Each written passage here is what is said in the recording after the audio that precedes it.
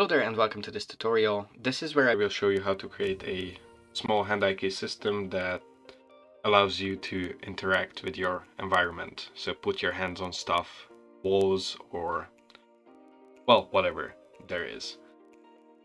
So there is actually one prerequisite for this tutorial, is that you have a crouching state. And I will show you real quick how to do that, but it's gonna be in 3 minutes, and I am basically showing you how to create it as a sped up footage where I just explain it. So it's really 3 minutes. And I will put in the screen where to skip if you already have a crouching state. And I will just show you the footage and commentate over it. What I am gonna use in the video is the animation starter pack for the crouching. You can get it from the marketplace. It's a permanently free thing, so you can just download it and add it to your project. Now what you need to do is go into your animation blueprint, and in the animation blueprint you don't have to do anything. You actually go to the project settings input, and at the action mappings you add crouch and set it to your desired key. It's left control for me. And go into the third person event graph, call the input action, and with a flip-flop call the crouch and uncrouch functions, and those functions will set a boolean which you create the is crouching, and tick in the true one. I will just comment it crouching, and then go back to the animation blueprint, create a crouching state by basically pulling an arrow and just name it crouching and a crouch walking. And what you need to do then, go into the crouching state, and you don't have any animations there. Now the way you can drag it in is find the animations you want. I want a crouch idle and a crouch walk, and you can drag them in. And the way you can do that is, even if you search you won't find it.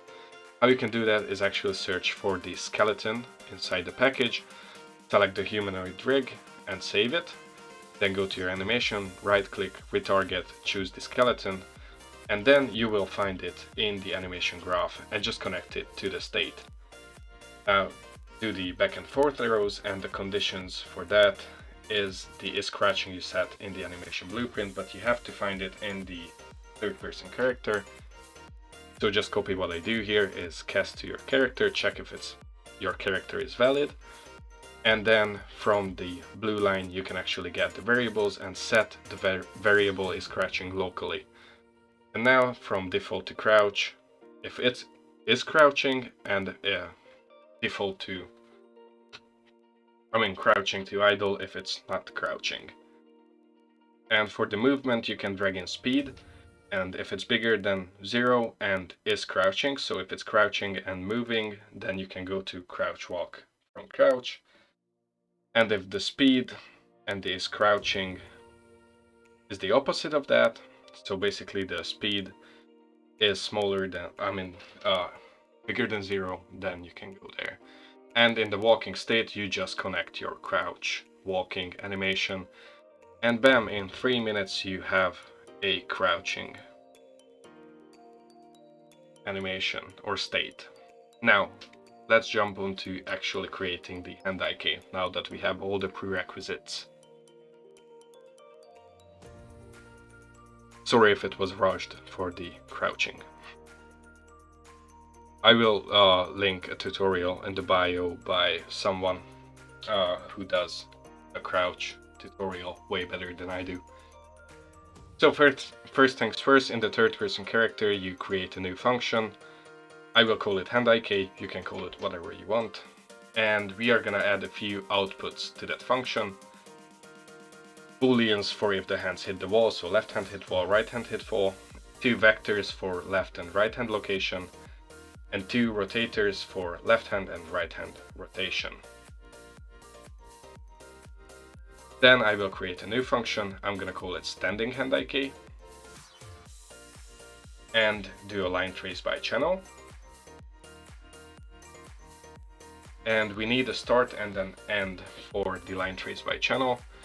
And to do that, we are dragging in the mesh from the third person character up on the left, get socket location, and the socket we will use you will see shortly, but let's do the and. So to that location we are getting the right vector and the forward vector, and we will multiply it by the amount of how far we want these vectors to go.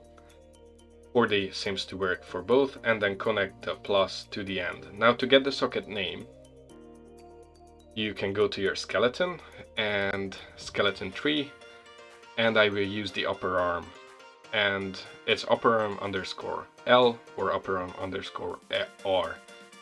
You can actually just right click the bone name, and it has an option to copy selected bone names. Now you go back and just paste it in there. You can of course type it. I just usually copy so that I get it exactly right.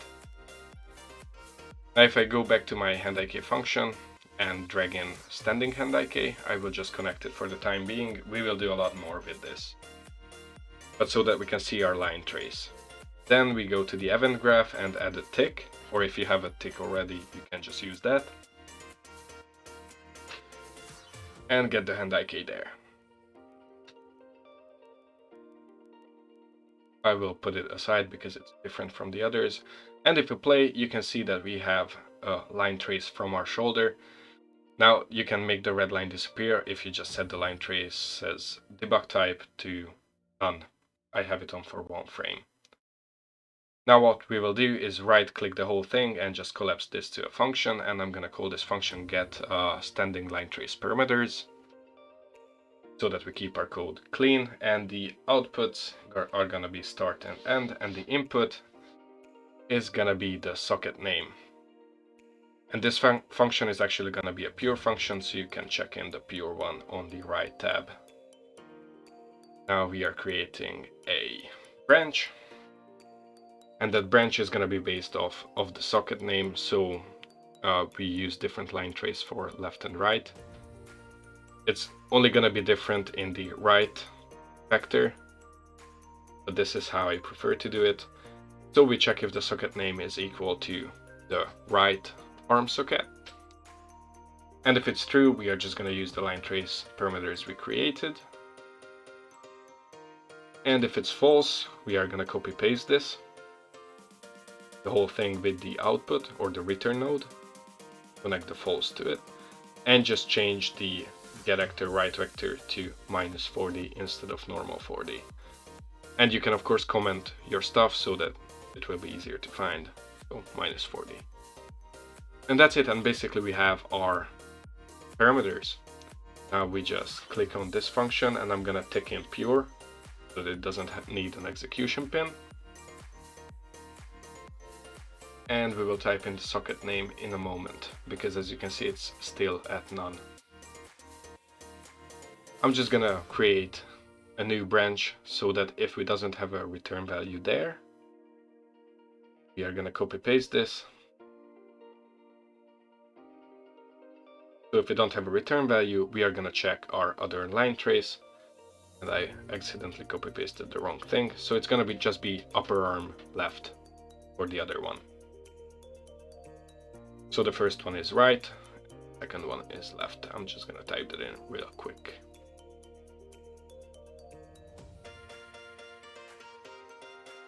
Compile, save. Let's play, and they are coming out of the same socket, which is not good, but I will show you why is it like that. Because if we go inside our line trace function, as you can see it's still typed in. We are not using the input which we created, it's just... So you can either connect it like that, but the preferred way, or my preferred way, is just actually right click, type in the input's name, and it's exactly the same. So inside the function locally you can use the input like any other variable. And just connect the socket name, and now it should work fine. So I click play, and the line traces come from the right place.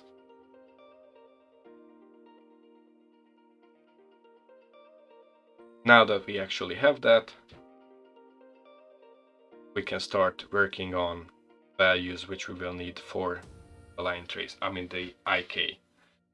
So we have the line traces which will tell us the information, and we will handle that information in a way that it can actually produce nice hand IK. First, let's create a few function outputs. It's gonna be the same as you set for the hand IK, so right hand, left hand, location, rotation, and the booleans in the wall. I'm just gonna connect the execution pins. But first, let's create a branch, because if it's false, I want to return empty, and if it's true, we will return the values which we create shortly. First, let's just connect them up.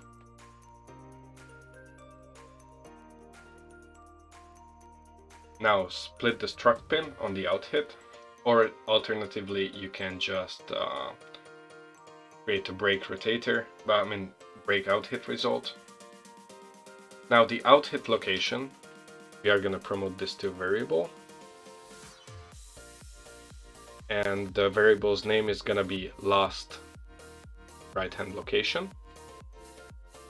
You can see there, I will just rename it real quickly, right hand last location, and just connect it up.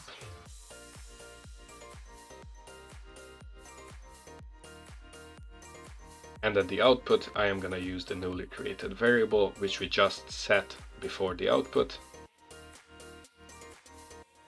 and connect it up. Now I will duplicate it and make it left hand last location. Just connect it to the left hand.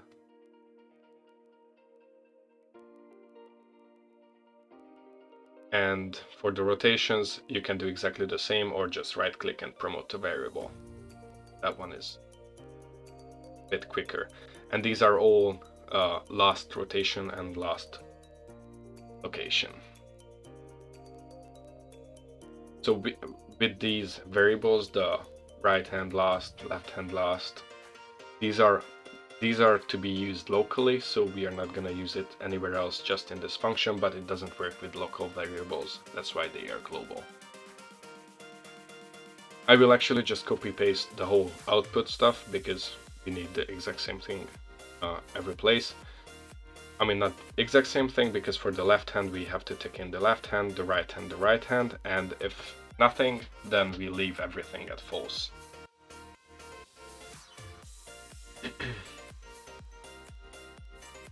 And now what we have is, what we will do is simply set the rotation to, and for that we are gonna take the out hit normal,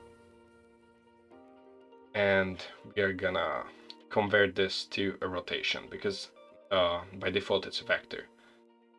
And then we are gonna split the struct pin, so we have 3 floats, and we are gonna make a rotator from these. So just a make rotator node. The yaws are gonna be exactly the same, but with the roll and the pitch, we are actually gonna mess around with a bit. And we will need some space for that.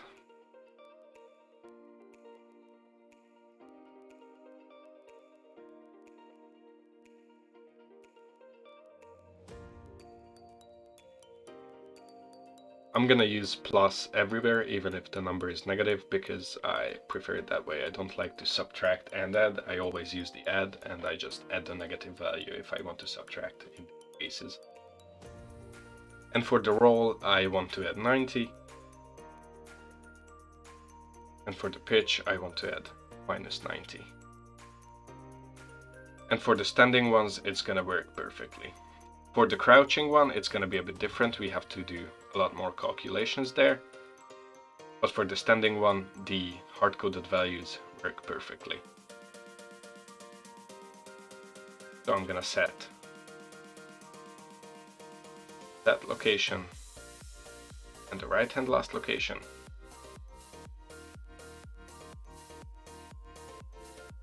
As usual, break the out hit result, so just right click and split the struct pin. The out hit normal is gonna go for the converter from the X vector. Out hit location is what we're gonna set.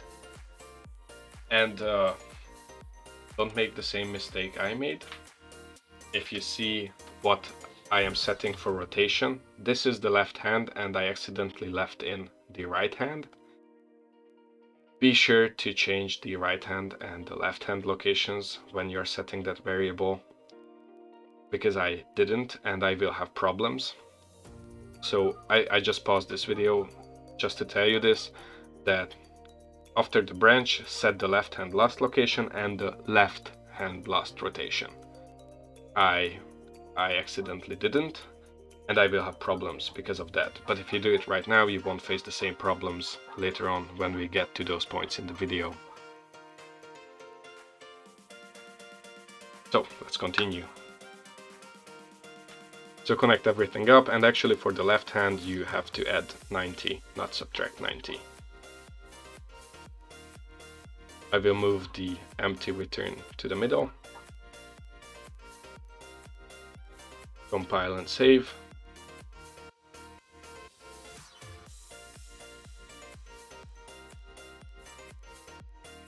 And here I will just connect these values up to the return node. Get used to always saving your work.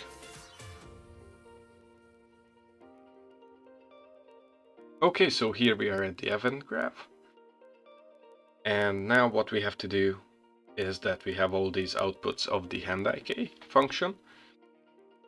We promote them all to a variable by right-clicking and then chaining them up with the execution pins. And now we have set the variables we will need in the animation blueprint. Compile and save. Go into the animation blueprint. You can find it under mannequin, animation, third person, and in BP. Now I am still on the crouch stuff. Okay, now what you have to do here is, I did it in the crouch part at the beginning, but I will quickly explain it. So from the try get pawn owner, you have to get the object and cast to the third person character. Check if it's valid and do the sets from the isValid execution pin. And here what we are gonna do is from the third person character, so as third person character, we will get the values that we just set in the third person character handIK.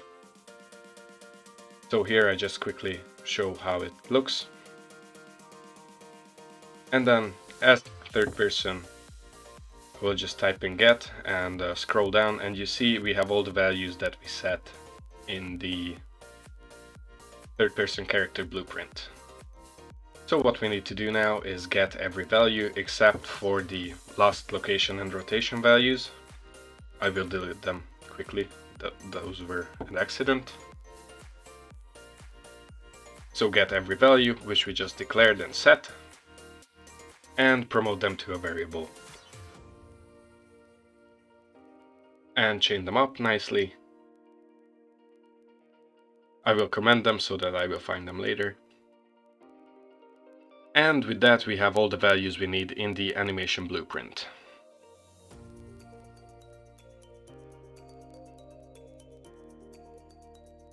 Then we will go into our Anim Graph. Just double click on the Anim Graph and you will be welcomed with this screen. If you have already done some stuff here, that doesn't matter. What we need to do is actually cache the one before the output pose. And after caching it, I will just rename it to default because I have no imagination.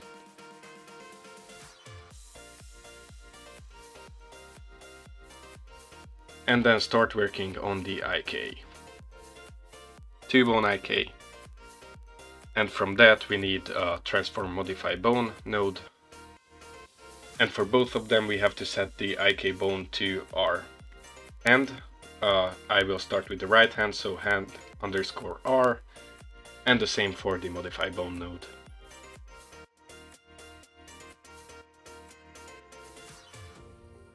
Now an important thing you have to set is the effector location has to be in world space, and for the modify under rotation it has to replace existing, and the rotation space has to be world space as well. Now we need to get our default cache. You can get it by right click and start typing in the cache's name that you just created. And then we will connect it to component pose. It's gonna create a local to component. You don't have to worry about that.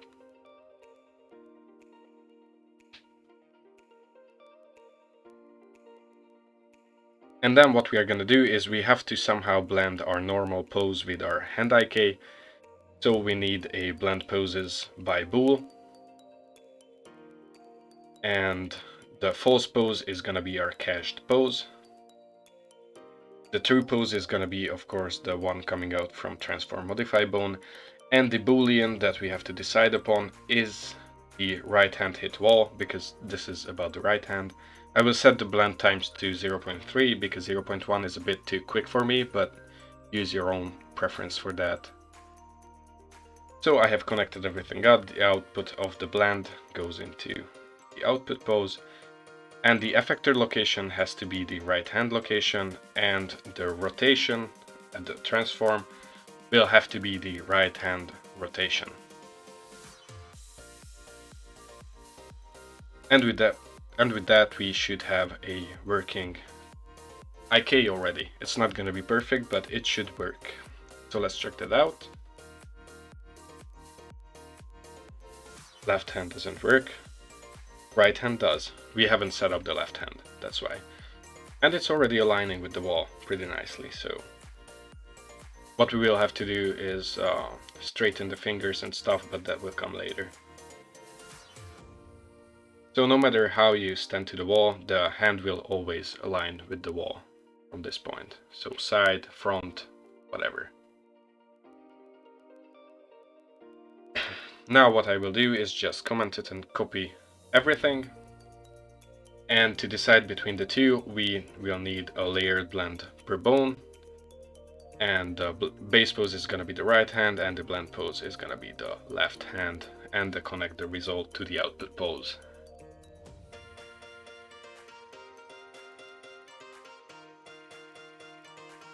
Now what we need to do is under layer setup at the layer blend, we have to open up the layer setup, the first element, and at the branch filters we need to set it to upper arm left or underscore L.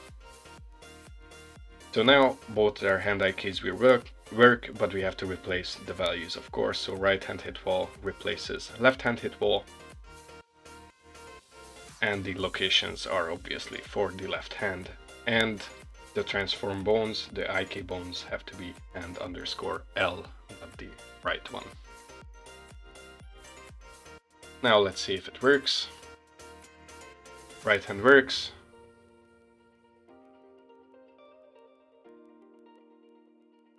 Left hand sort of works, but you will see that it acts weird. And that's because the issue I have mentioned before, which I didn't notice at the time. So when I go back to fix it here now, I will just put up the image of how it should look like, and then you won't have to worry about it in the future.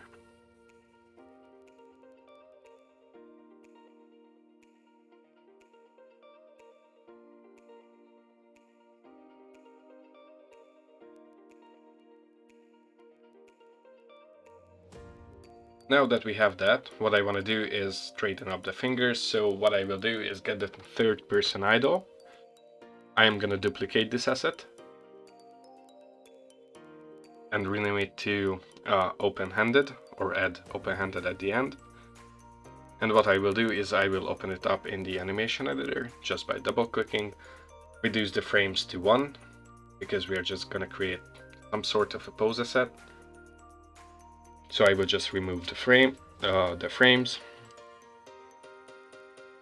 so that I have one frame, and then use the editor to straighten all the fingers. You can use Blender or Maya or whatever you want to use for this. And then when you're done with that, press key on the frame 0 and frame 1. And to check out if this works, you have to close the editor and open it up again to see if everything is fine. So I will just close it, open it, and my thumb is twitchy, so it's not good. So I will just try to fix it real quick. And it's kind of good, so I will go with that. So I will go back to the animation blueprint. I will just duplicate the layer blend per bone. And yes, the base pose is gonna be the cached pose. I mean the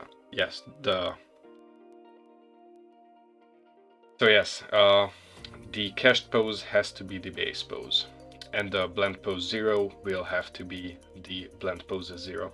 I will just connect it up in a moment.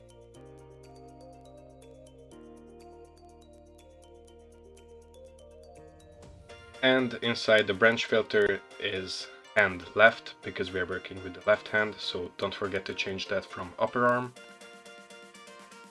I will copy the whole thing up to the right hand, connect it up, and change the branch filter to hand right, because this is for the right hand. And now when we check it, the hands will be open. But it won't be really visible just yet, because I usually set the angle a bit off so that the hand comes away from the ball a bit more by just subtracting 10 from the pitch at both sides. And now if I go to the wall, yes, this is the left hand issue, which I mentioned. I've already put up the picture, but I will do it again in a moment. And now, as you see, the left hand works as well.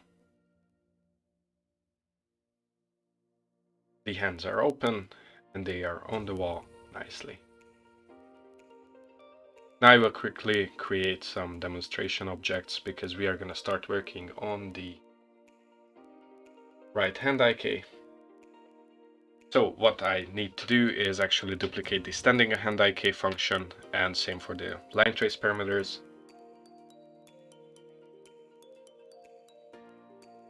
So just right click, duplicate, and then rename them from standing to crouching.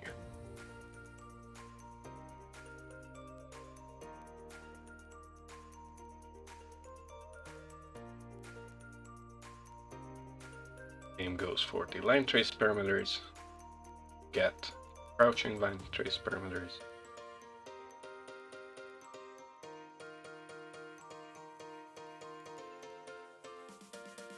And now, since we need different parameters for the crouching, I'm gonna start changing it.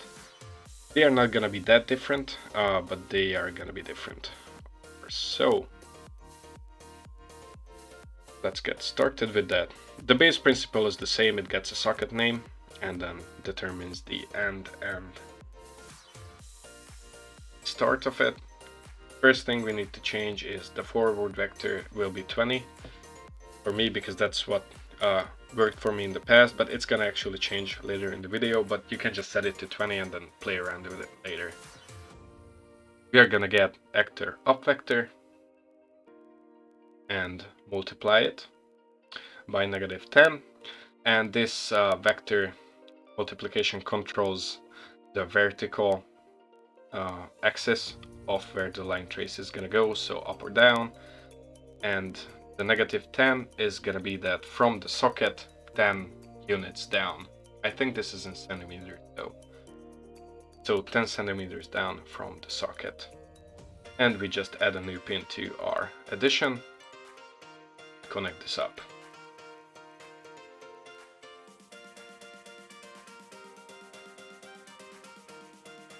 Then we are gonna set it to the start. That's one of the bigger changes there, so don't mess that up. The big addition goes to the start, and then we are gonna copy paste the get actor up vector with the multiplication and set it to -40 or -35.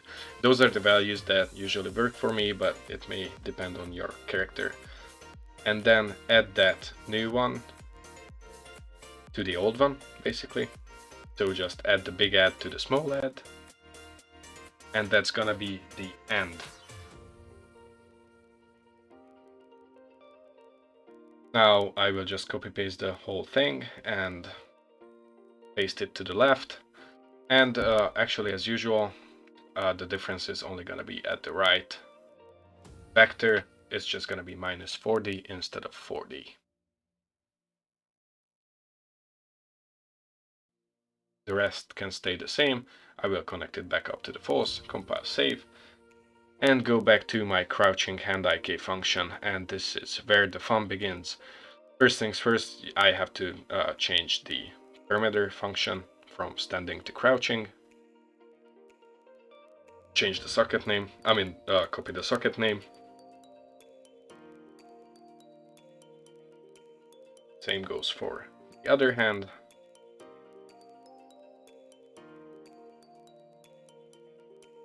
And then at the hand IK function, where we call the standing one, we will just call the crouching one as well. But it has to be based on a condition, so if the left hand hits a wall or the right hand hits a wall, so not the and, you need an or for that. So left or right hand hits a wall, we are just going to return, but if neither of the standing ones hits a wall, we are going to check for the crouching ones. So just create a branch and use that or as a condition.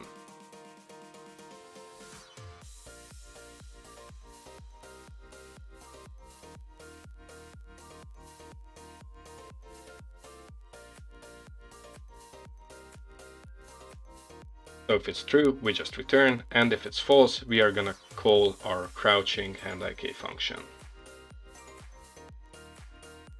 Copy the return node, and as usual, just connect everything up. Compile and save, and we should have our crouching line traces. Everything works the same so far.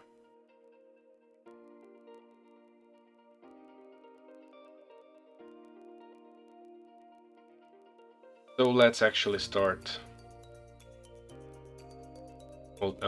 modifying the values for needed IKs. I will move this out of the way because we will need more space for that.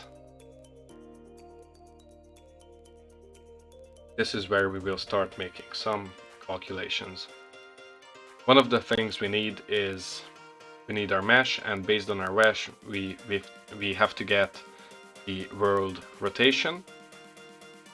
And the world rotation of our mesh is basically our players or characters rotation in the world. Split the struct bin, same as with the other ones, and I will add 90 to my rotation.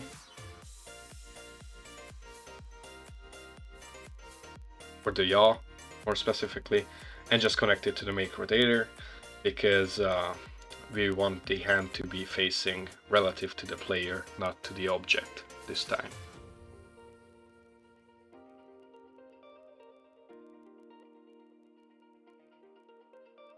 What comes next is I want to create a new function. I will call it Normalize Values. And the reason for that, this is a pure function. The reason for that is because we get values from minus 270 to plus 270. And these are angles, and the Normalize Values function will just take these values and translate it to the 0 to 360 angles. It makes it easier to work with. Now what we need for that is an input angle. And what you see here is I'm working at the wrong function. Again, you have to do this in the Normalize Values, not the relative angle difference. I will copy paste the whole thing back there, so if you're following this, just follow the Normalize Values one, not the relative angle difference here. So the way we normalize it is basically we check it if our input number is bigger or smaller than 0. Now if it's bigger than 0, what we need is just return the value. It doesn't matter. But if it's smaller than 0, so it's a negative number, we just take that negative number and add it to 360, and that will be our normalized value. Because let's take minus 180, which is actually a 180 angle. If we add it to 360, we get 180. So it's that simple. It's not a hard calculations, but since we have to do it more than one times, that's why I decided to put it in a function. And one extra thing I do is just round the numbers, because in my opinion here it didn't really matter a maximum of 0.5 value of angle difference.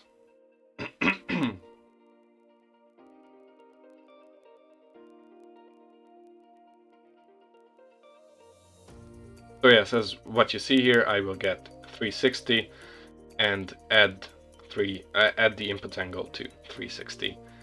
And then I will, of course, round that numbers too. It's purely optional, so you really don't have to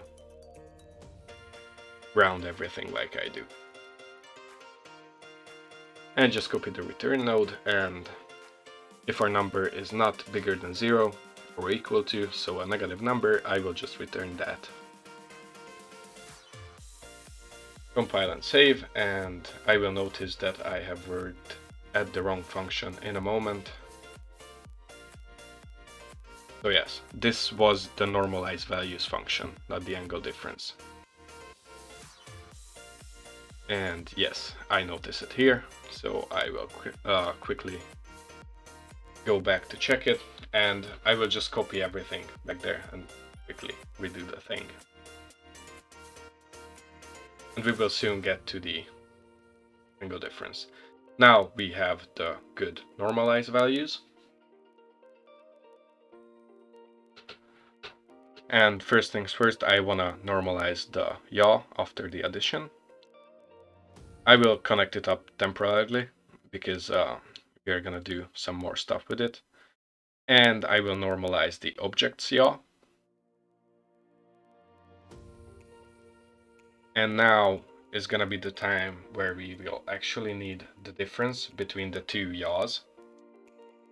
So I will go back to the relative angle difference. This time it released the function I need, and it needs two input. I will just call them A and B very creatively, and what we need is the difference between two angles. And the reason we need this function is because, let's say there is a 1 degrees angle and a 359 degrees angle. If you just subtract them from each other and get the absolute value, it's gonna return 359 to be the difference between the two angles, which is just not right, because the actual difference between those angles is just 2, only that in the other direction. So this function does exactly that it checks the actual difference between the angles. And the way it does that, it subtracts A from B, gets the absolute value, and checks if that value is bigger than 180. Then it will subtract both A and B from 180, add them together, and subtract them from 360. And that's gonna be the difference. You can do you can grab a pen and paper and just write out different scenarios and check if this works. I have tested it a few times, so every time I tested it, it worked.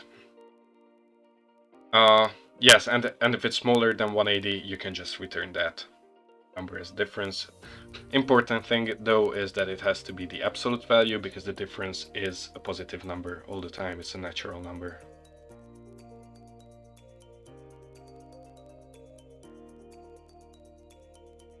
So yes, that's where we checked if it's bigger than 180 or not, and in the false we just return it. So if it's smaller than 180, we just return it, and here you see the part when we subtract both from 180.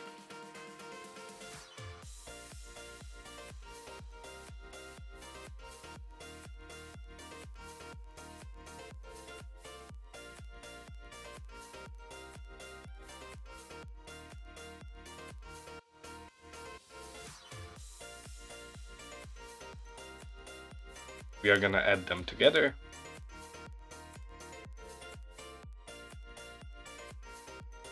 And we will later subtract the whole thing from 360.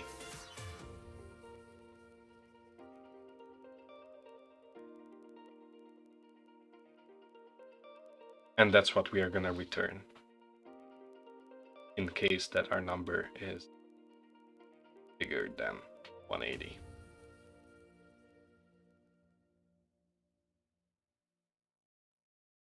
And with that, we have all functions but one that we are going to create here. And the last one is going to be a very easy one, so don't worry. Now let's just drag in our newly created function and connect the object's yaw and the player's yaw into it. And now what we are going to do is create, from this number we are going to create a multiplier between -1 and 1 by dividing the difference with 90, subtracting 1, and multiplying it by -1. And what we are gonna do with this multiplier is we are gonna multiply our pitch. And the reason for that is the way our hand bends or rolls has to be relative to the angle of your character to the object. And with this multiplier you can actually modify that so that it will be always correct. You can actually try it without that, just to see what happens if you don't use this multiplier.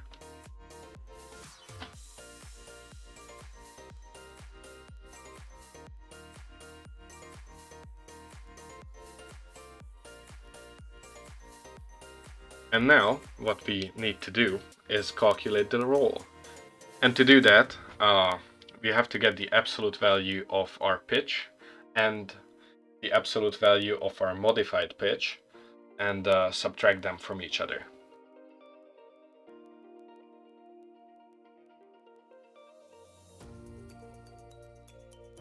And after said subtraction, what we are going to do is we will have to multiply that value with yet another function, either 1 or -1. So we are going to create that function in a moment.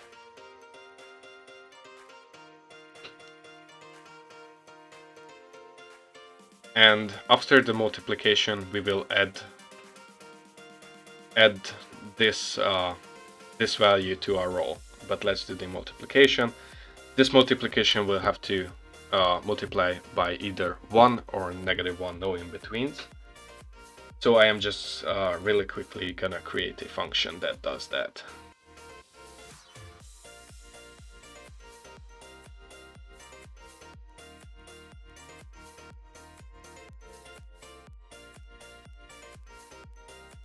Now that's set up.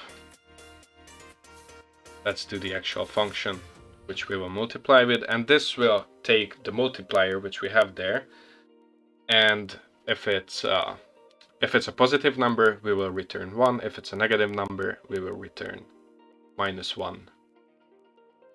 So that's gonna be the function, checking if it's bigger or equal to 0, and if it's bigger we are gonna return 1, and if it's smaller we are gonna return -1.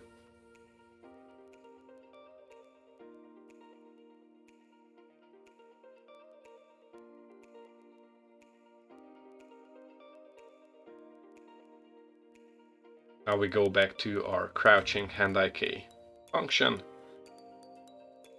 drag our 1 or -1 in, connect it to that. Of course it's a pure function, and then connect it to the multiplier. Compile and save.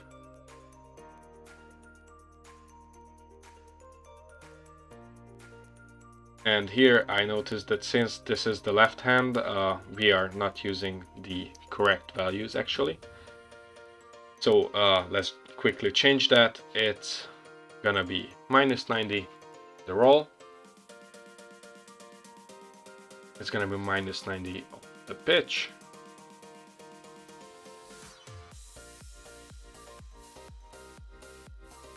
And plain old 90 at the player yaw.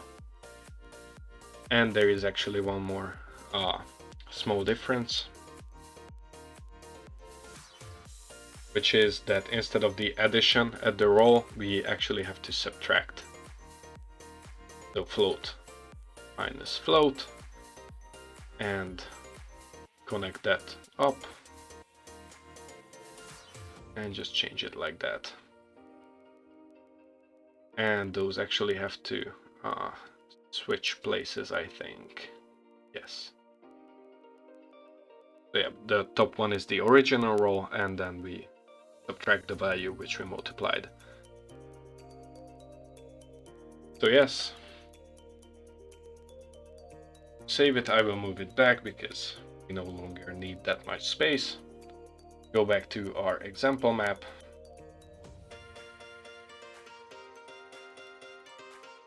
And these obstacles are actually not very good because of the arm space I cannot get to them, so I created a new one.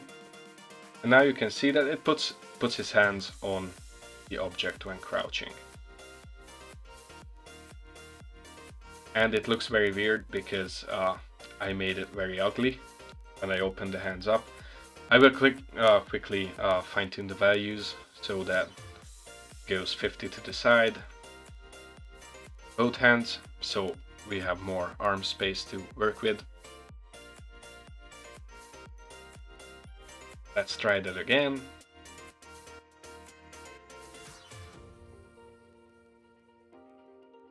Now we can see, now the reason it doesn't actually put his hands down is because it's too far away. That's why I used 40, but because the poses I use, because of the poses that I am using, we don't have that much space to work with. So these values have to be actually fine-tuned to the idle positions and stuff that you're working with. So it's no one value fits all. So you actually have to use the values based on the positions and have to fine-tune them accordingly. I will just copy the whole thing to the right hand.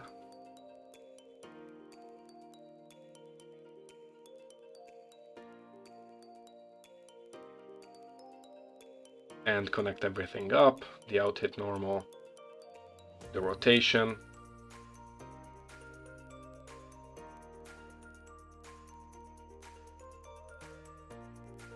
and let's change the values which we just changed for the right hand. So 90, that actually has to be an addition on the right hand. So these are gonna be the same values as we had before on the left hand when I thought we are working on the right hand. So sorry about that. So yes, let's quickly change the values back to minus 90.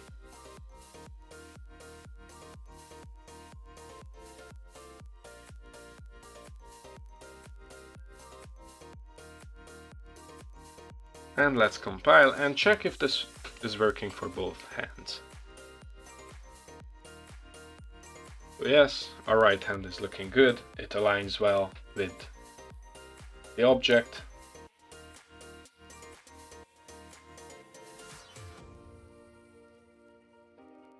Let's do one last quick fine-tuning on that so that our hand reaches down a bit more. So I will set that to 30 for both hands. I mean, not further down, further away from us. Let's play. And yes, the hand is very ugly, so that's why it can sometimes look pretty weird.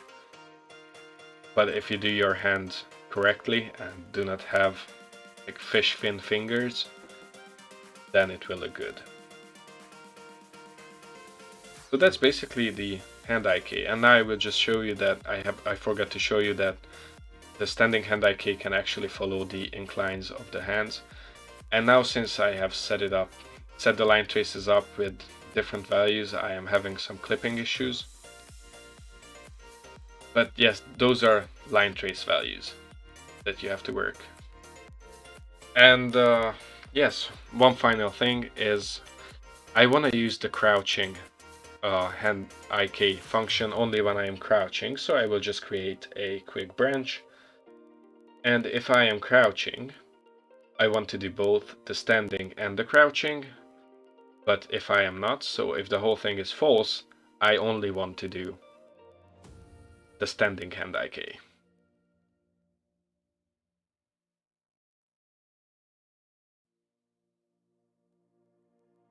I will quickly organize this and connect the branch.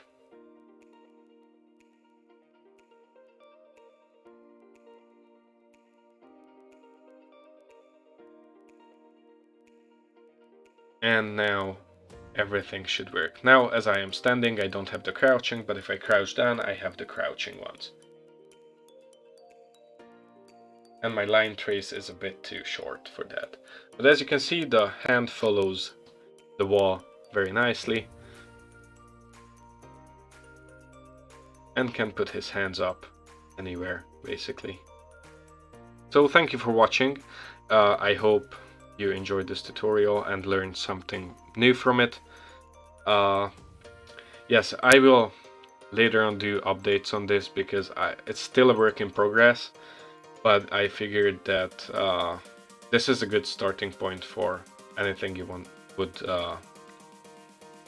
want with like environmental hand IK, stuff like that. So you can start working on your own solutions with this as a base if you want. So yeah, I just really hope you enjoyed it and helped you a little bit. So thank you for watching and hopefully see you in some of the next videos.